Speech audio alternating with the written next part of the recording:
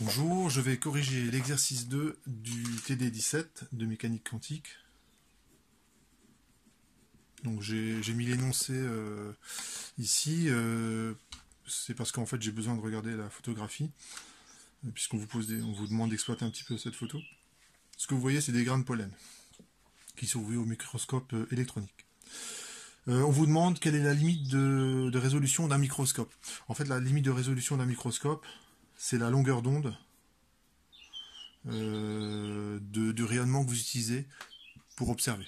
Donc la limite de résolution, c'est l'ordre de grandeur de la longueur d'onde. La limite de résolution,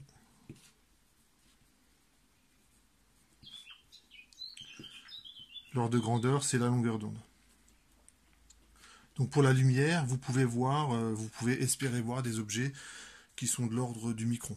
Dans le visible, on est à peu près une fraction de micron. Donc c'est à peu près la limite que vous pouvez atteindre avec un microscope optique. Après, on peut ruser un petit peu, il y a des techniques qui permettent d'augmenter la résolution, les microscopes confocaux. En fait, vous arrangez pour que descendre la résolution pour que la lumière soit émise par l'objet que vous regardez. Ce qui fait que le point d'émission, ça peut être une molécule par exemple, et du coup, vous pouvez, et si vous n'éclairez, et s'il n'y a que cet endroit qui émet de la lumière, et ben vous pouvez en fait descendre en dessous de cette limite de résolution. Mais là, vous êtes obligé de ruser un petit peu. Enfin, pas un petit peu, vous êtes obligé de ruser pour descendre en dessous de cette limite de résolution. Mais pour un microscope classique, où vous auriez des lentilles ou l'équivalent de lentilles si c'est des électrons, et ben la limite de résolution, c'est la longueur d'onde. Dans le vide du spectre visible, lambda, c'est en gros 400 nanomètres, 800 nanomètres. Ça, c'est le rouge. C'est pour la radiation rouge. Et les 400 nanomètres, c'est pour la radiation bleue.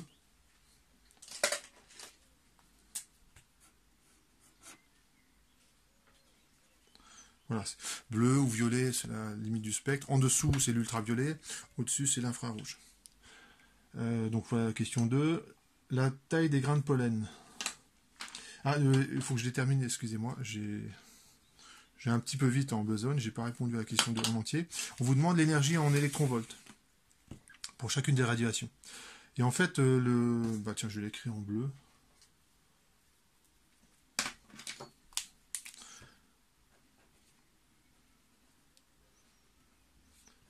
On utilise la relation de Planck-Einstein. H nu. Le problème, c'est qu'on vous donne que la longueur d'onde, et c'est là qu'il faut bien connaître son cours.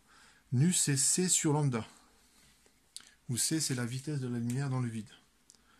Et on peut faire une application numérique.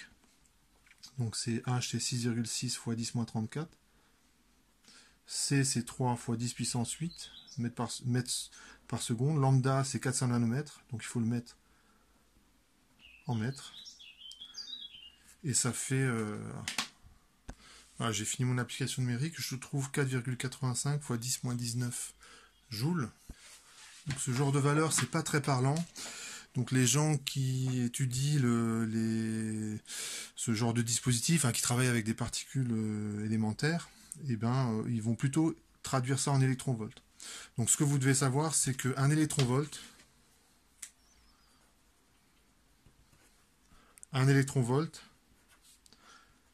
c'est 1,6 fois 10-19 joules. En fait, l'unité porte bien son nom. C'est lorsque vous prenez une charge élémentaire, petit e, la charge de l'électron, au signe près, que vous déplacez cette charge et vous l'amenez à un potentiel plus haut de 1 volt, vous augmentez de 1 volt le potentiel, et il faut dépenser cette énergie. C'est simplement la charge fois 1 volt. Et c'est des joules. Donc l'intérêt, c'est que cette fois-ci, l'énergie du photon, ce sera quelques électronvolts. Donc c'est beaucoup plus parlant. Et on trouve en électronvolts, et je trouve 3,09 électronvolts. Je fais exactement la même chose pour le photon de radiation rouge, bon, je ne détaille pas les calculs, hein, je mets directement le résultat. Voilà, ça donne ça. Alors, comme l'énergie du photon varie en 1 sur lambda, enfin varie en l'inverse de la longueur d'onde, je ne suis pas étonné de trouver la moitié, hein, puisque là je suis à 800 nanomètres et là je suis à 400 nanomètres. Donc j'ai doublé la longueur d'onde, et donc l'énergie elle est 2 fois plus petite. Donc voici pour la question 2. Je passe à la question 3. On vous demande d'expliquer pourquoi l'image qui est là, donc je peux zoomer un petit peu. L'image qui est là, on vous demande pourquoi elle ne peut pas provenir d'un microscope optique. La distance de là jusqu'à là, j'arrive pas très bien à lire. Ouais, c'est 10 microns. C'est-à-dire que la taille d'un grain de pollen, c'est 10 microns. Donc les grains qu'on voit, c'est à peu près c'est 10 à 20, ouais, je dirais plutôt 20, 30 fois plus petit. Donc on est largement en dessous du micron. Donc forcément, ça ne peut pas provenir d'un microscope optique, parce que c'est trop résolu, tout simplement. Donc la question 3A, la photo est trop résolue pour provenir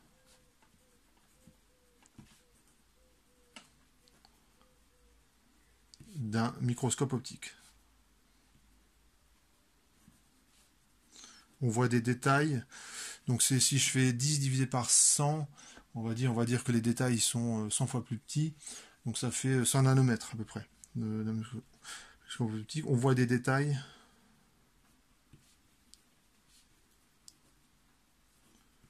de l'ordre de 100 nanomètres. Bon, il faut dire qu'on voit pas très bien sur la photographie que je vous ai montré, même dans l'énoncé, bon, c'est un petit peu... l'image n'est pas si bien résolue que ça. Mais en tout cas, voilà, ça ne vient pas d'un microscope optique. Petit b, cette image a été obtenue à l'aide... Voilà, bon, en fait, vous avez la réponse. Ça a été obtenu par un microscope électronique à balayage. Donc le principe du microscope électronique à balayage, c'est d'envoyer des électrons très précisément à un endroit. Mais uniquement à un endroit particulier de l'échantillon. C'est comme si j'éclairais mon échantillon uniquement à un endroit. Il y a des capteurs qui sont sur le côté qui récupèrent le signal. Donc ça peut être des électrons qui sont diffusés ou je ne sais quoi. Et c'est enregistré. Et ce que fait le microscope, c'est qu'il balaie, comme ceci en zigzag, l'ensemble de la surface à scanner. Donc il faut reconstituer l'image. C'est un petit peu comme le principe des anciennes télés, où vous aviez un faisceau d'électrons qui se baladait sur l'écran tellement vite qu'en fait on ne voit pas, ce défilement. Et ça fait une image qui reste lumineuse pour notre œil. C'est exactement ce principe-là. Et donc ce qu'on vous demande, c'est... voilà, ces électrons sont récupérés par des capteurs, permettent de reconstruire l'image. Voilà, il faut reconstruire l'image. Et on vous demande d'évaluer l'ordre de grandeur de l'énergie cinétique minimale des électrons qui ont été utilisés pour obtenir ce cliché. Donc là il faut, vous réfléchissez 2 secondes, on arrive à voir la résolution, c'est à peu près la longueur d'onde. Donc la longueur d'onde, c'est environ 100 nanomètres, c'est-à-dire 10 puissance moins 7 mètres, à peu près. La longueur d'onde, comment je vais la relier à l'énergie de mes électrons? Et bien en fait, je vais passer... alors, surtout, il y a un truc qu'il ne faut pas faire. Je peux vous montrer le truc qu'il ne faut pas faire. Comment est-ce que je pourrais... je vais l'écrire, mais c'est... voilà, je mets erreur classique. Quand vous arrivez là, donc lambda égale environ 100 nanomètres, c'est parce que, question 1, la résolution, c'est la longueur d'onde. Et on vous demande l'énergie des électrons. Et là, vous vous dites, énergie, je connais une formule, epsilon égale h nu. Et c'est là que vous faites une erreur. Enfin, si vous le faites, hein. Et c'est quoi? C'est HC sur lambda, parce que vous faites pas attention, hein, voilà, c'est une sorte de réflexes qui se sont mis en place. HC sur lambda, et donc bah, je connais lambda, je connais H, je connais C, donc je connais epsilon. Et ben ça c'est... pourquoi ça marche pas? Parce qu'un électron, c'est quand même pas un photon. Ça marche pas. Hein, il faut utiliser la relation de De Broglie.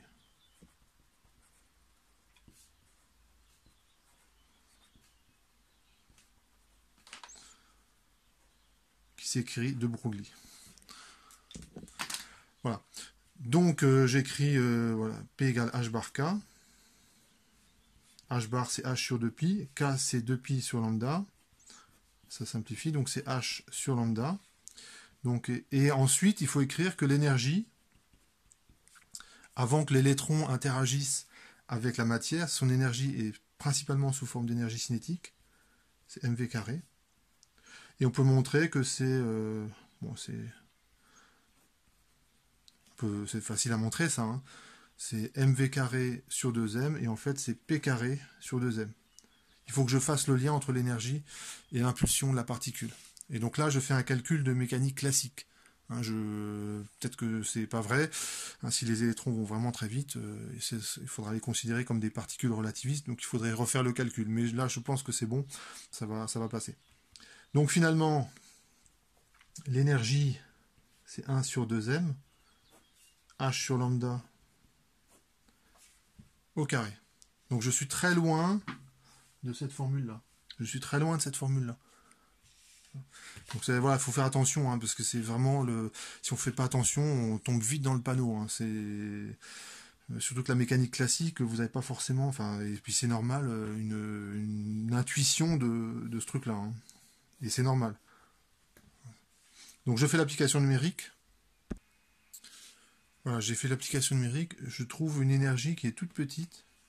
Alors si je la mets en joule, bon, c'est pas très parlant. Je la mets en électron-volt. Et je trouve, même en électron-volt, une valeur qui est toute petite. Ça veut dire que les électrons qui ont été utilisés pour obtenir cette image, ils sont, en fait, c'est des électrons qui sont très très lents. Ils sont très très lents. J'imagine que en réalité, pour faire ce cliché, certainement que les électrons étaient beaucoup plus accélérés que ça. Hein, parce que ça, c'est vraiment une valeur très faible pour l'énergie des électrons. Donc évaluer l'heure de grandeur de l'énergie cinétique minimale. Voilà, donc c'est l'énergie cinétique minimale de mes électrons. Est-ce que je fais les choses correctement? Ouais, c'est bon. Voilà pour cet exercice.